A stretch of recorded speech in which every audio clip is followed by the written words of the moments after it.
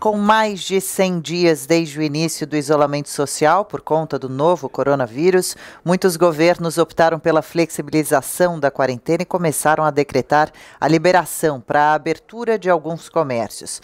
Mas, como o número de casos da Covid-19 continua aumentando, a alternativa para continuar com os trabalhos essenciais seria a testagem em massa. Mas, bom, para falar da importância da testagem e da falta da testagem geral para a população em massa, a gente conversa agora com a cientista e diretora de biociências da Thermo Fisher, Selma Cavalli. Boa tarde, obrigada pelo seu tempo aqui conosco, bem-vinda. Boa tarde, Adriana, como vai? Tudo bem por aqui, estava acompanhando uma notícia que dá conta também de que o governo federal não conseguiu cumprir até agora nem metade da meta de exames previstos para a Covid, que testes que vão chegando, quando chegam aos estados, muitas vezes chegam em muitos deles incompletos. Vamos começar a falar então, falando sobre a importância de testar o máximo de pessoas de uma população? Sim, Adriana, vamos. Essa testagem é de grande importância. De fato, é a testagem que vai fazer com que a gente refreie um pouco a expansão dos novos casos. E realmente o governo tem aí feito uma coordenação para exatamente prover essa possibilidade de testagem para todos os estados. Sim, quando acontece a testagem na prática, por favor, pode concluir. O que acontece é que o teste é composto, né, de várias etapas, e desde a etapa da extração do material, a etapa a coleta do material, a extração, e aí a parte da PCR. E esse teste é o teste chamado molecular, que é o teste hoje preconizado e reconhecido aí como gold standard, ou um teste padrão ouro, pela Organização Mundial de Saúde, pelo Centro de Controle de Doenças dos Estados Unidos, enfim, então este é o caminho do teste e que pode ajudar a população a realmente ter um retorno um pouco mais tranquilo ao trabalho, e que sem a expansão da doença. Sim, e eu estava vendo uma informação também que diz que, por exemplo, em alguns desses estados onde os testes chegam incompletos ou nem chegam, no Distrito Federal, onde teve um aumento do número de casos, só há 300 testes disponíveis no momento e o estoque do reagente acabou. E eu acompanhava os detalhes da informação que dizem que esse reagente não é produzido no Brasil. Essa pode ser uma das dificuldades, será? Para a gente não estar tendo tanto acesso a esses testes fisicamente, na prática? Sem dúvida, a cadeia logística não é das mais facilitadas, especialmente com voos cancelados e tudo, mas existe sim a disponibilização dos testes, inclusive a Thermo Fisher tem trabalhado bastante junto aí com todos os profissionais, tanto na área pública como com a área privada, em disponibilizar esses testes para o mercado brasileiro, de América Latina, inclusive globalmente. A gente, como empresa, a Thermo Fisher tem trabalhado muito forte em aumentar a escala de produção desses testes para disponibilizar e refrear a doença. Ok, e quando a gente diz que os testes podem ajudar a refrear, seria como na prática? Testando uma pessoa, por exemplo, ela testa positivo, eu consigo isolá-la e também testar, quem sabe, seus familiares, pessoas de convívio, começar a rastrear o caminho dos infeccionados para poder isolar essa parte dessas pessoas e ter com mais clareza esses números que a gente vem acompanhando diariamente? Exatamente aí, Adriana, é onde o teste trabalha, né, a nosso favor.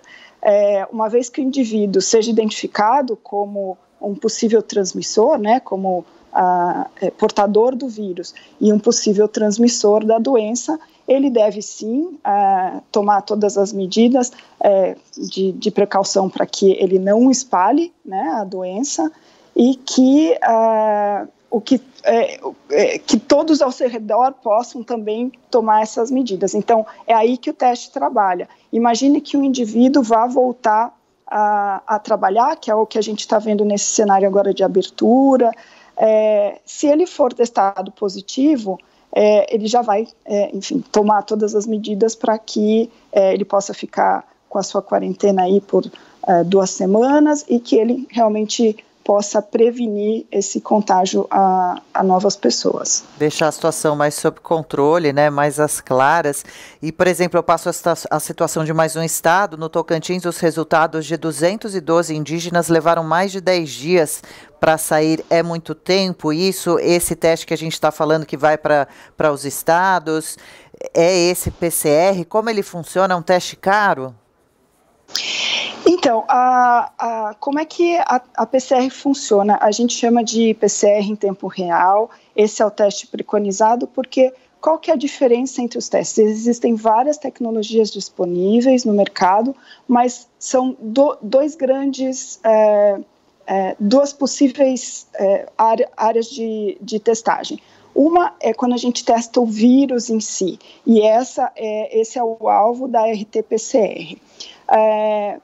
E a outra é a parte de sorologia, quando a gente identifica qual é a resposta do indivíduo ao agente infeccioso, nesse caso o vírus da Covid-19. No segundo caso, que é o teste sorológico, é esse disponibilizado nas farmácias, esse teste depende da resposta do organismo ao agente infeccioso. E essa resposta, no caso do Covid, aquela que a gente chama de janela imunológica, ela demora, às vezes, de 7 a 10 dias. Então, imagina um indivíduo que seja infectado e depois de 5 dias ele ainda não apresenta sintomas, porque aproximadamente 80% dos infectados são assintomáticos, e ele não apresenta sintomas e ele está no convívio normal, voltando ao seu trabalho, etc. Se ele testar com um teste sorológico, possivelmente ele vai continuar dando negativo. O que já não acontece quando o teste é feito via RT-PCR, porque com a RT-PCR o teste pesquisa o vírus e o vírus vai ser identificado nesse indivíduo. Então, por isso, o teste é mais adequado, a RT-PCR é mais adequada neste momento e, de fato, é o teste indicado pela Organização Mundial de Saúde para ser testado nesse momento. Então para que serviria o teste sorológico? Ele serve para identificar a parte de epidemiologia. Existem outras funções importantes do teste sorológico, mas neste momento, no momento de pandemia que estamos, de volta ao trabalho, o teste de RT-PCR é o mais indicado. Já sai ali, já detecta se a pessoa está ou não contaminada pelo vírus no exato momento. Esse teste de PCR tem índice de erro baixo ou alto? Ele tem um índice de erro bastante baixo. A gente, normalmente, quando avalia os testes, a gente fala em especificidade do teste, que é exatamente saber se eu estou identificando aquilo que eu quero identificar. Então, se o teste é específico para o coronavírus. Teste de PCR em tempo real, de RT-PCR, ele tem aproximadamente acima de 99% de especificidade. E o outro parâmetro que a gente identifica, o que a gente busca num teste, é a sensibilidade. E a sensibilidade do teste, inclusive do teste da Thermo Fisher, é muito alta, também acima de 99%. O que significa isso? No nosso teste, se a gente tiver 10 partículas virais, 10 unidades virais, num tubinho, a gente vai conseguir identificar o teste, ou seja, ele é altamente sensível. Outros testes, o que às vezes, quando a gente está comparando com o teste sorológico, além da janela imunológica, existe aí uma sensibilidade por volta de 80%, ou seja, se eu testar 5 indivíduos, é muito possível que um deles teste negativo, quando na verdade ele é positivo. Sim.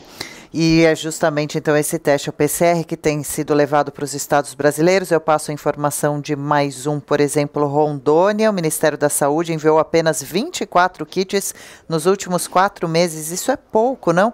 E os testes, tem os testes que mostram se a pessoa já está imunizada.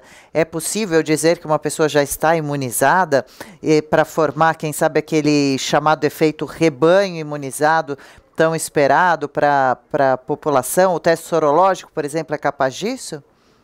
Sim, é exatamente nesse momento que entra o teste sorológico para identificar se o indivíduo já tomou contato com o teste, e o teste sorológico também consegue identificar se o indivíduo ainda tem um pouco, né, dessa carga viral circulante, que a gente chama de, quando o anticorpo presente é o IgM, e aquele anticorpo de memória, que também pode ser identificado no teste sorológico, que é o IgG, o anticorpo IgG, e aí sim, este indivíduo, quando é testado IgG positivo, significa que ele já tomou contato com o vírus e que, em tese, a gente conhece pouco ainda de coronavírus, de toda a parte imunológica envolvendo o coronavírus, mas, em tese, ele tem um pouco mais de proteção do que aqueles que ainda não tomaram contato com o vírus. Parece que os médicos não sabem ainda ao certo, né? Se a pessoa que já se infectou pode voltar a se infectar uma segunda vez ou mais, ou não, né? Agora, então, de qualquer forma, uma pessoa que faça o teste sorológico pode aparecer, ela pode descobrir se ela tem um pouco da carga do vírus. O que isso significa? Aí significa, então, que ela já se infectou. Isso é diferente de ter o chamado anticorpo de memória?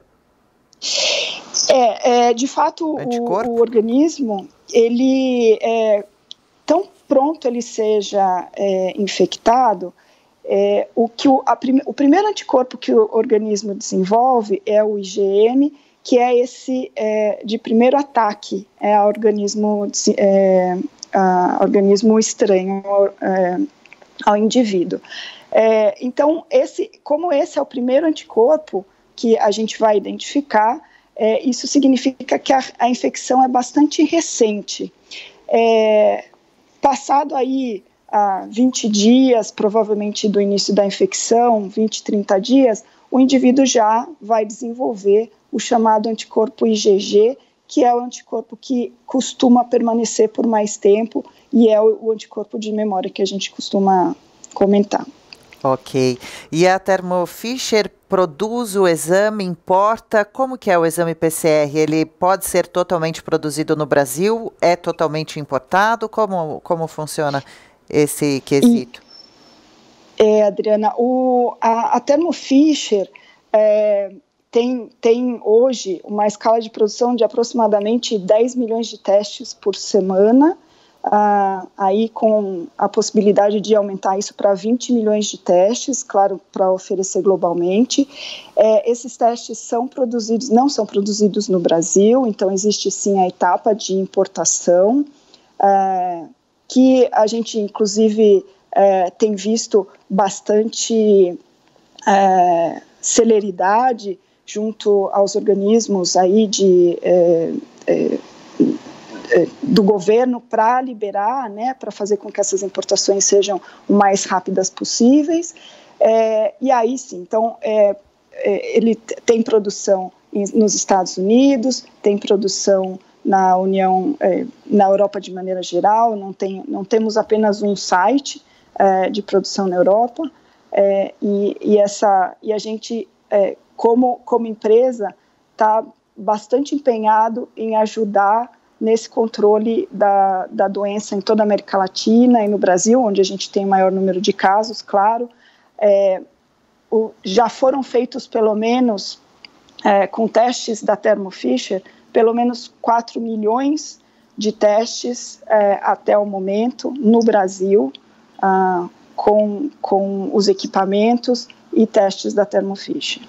Bacana, legal entender melhor. Obrigada pelos esclarecimentos com relação aos testes e as formas de testagens possíveis feitas aqui no nosso país. A gente conversou com a cientista e diretora de biociências da Thermo Fisher, Selma Cavalli.